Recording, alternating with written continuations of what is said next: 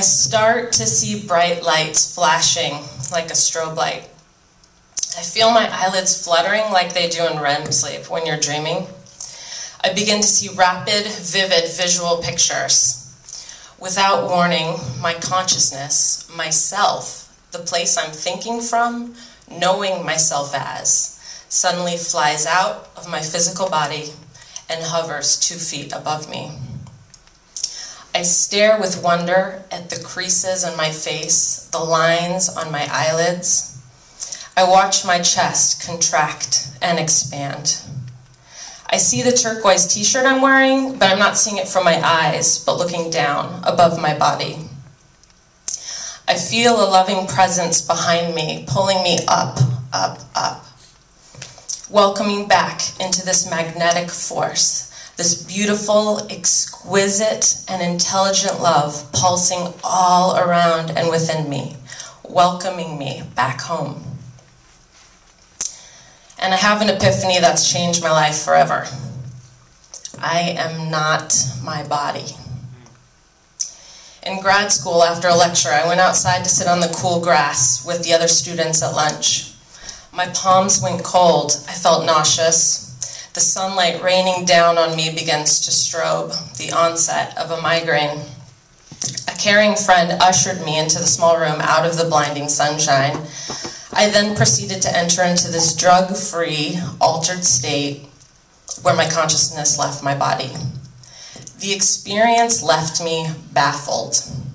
I grew up in an analytical, rational family. I never considered myself a spiritual person. Suddenly, in less than 5 minutes, my paradigm of how the world worked vanished. Up to that moment, I had devoted my life to my academic studies, an emerging practice as a Jungian psychotherapist, interpreting dreams with talk therapy. After this experience, I continued on with my practice, but secretly I also began to bring into my sessions this new understanding of who we actually are. After this experience, I could literally feel and see the soul energy around my clients. I could feel in my body when my client was speaking connected to their soul or separated and constricted from fear.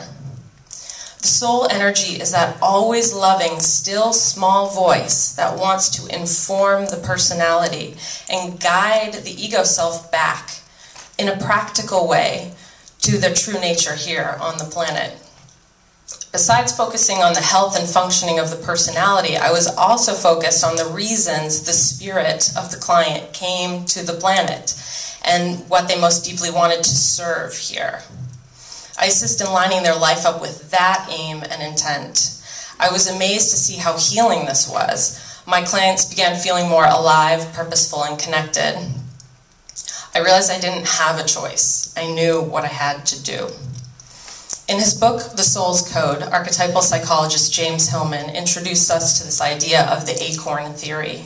Derived from Plato, the theory rests on the hypothesis that we all have an inner soul guide and voice, the daemon, pulling us towards our unique greatness. As the acorn holds the entire pattern of a grown, magnificent oak tree in its small, compact shell, we also have the blueprint from our soul contained within each of us, guiding and calling to us.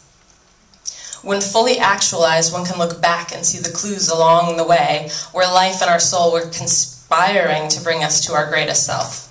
Instead of only viewing us as nature, like biological factors, or nurture, like upbringing, we are subject to a third formless ingredient, soul. I remembered meeting my son when he was first born. At 2 minutes old, I experienced his strong and unique personality. Where did he come from? Instead of this idea, we come into the world as a blank slate, a tabula rasa. The acorn theory proposes we enter the world with our own secret language hidden between the cover of our lives. Our spiritual task is to decode our soul's language and become fluent in what our soul has to say. If we prioritize, protect, and preserve the specific nature of our being, we stand courageously and honor soul. Far from being narcissistic or self-involved, soul devotion is the most selfless thing we can do. We give the world what we came here to give.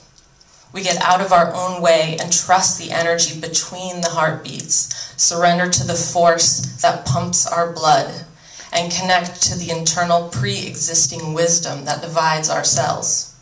As Joseph Campbell said, the privilege of a lifetime is being who you are. Thank you.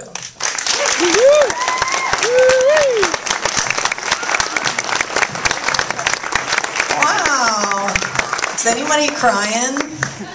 Guys, it's okay.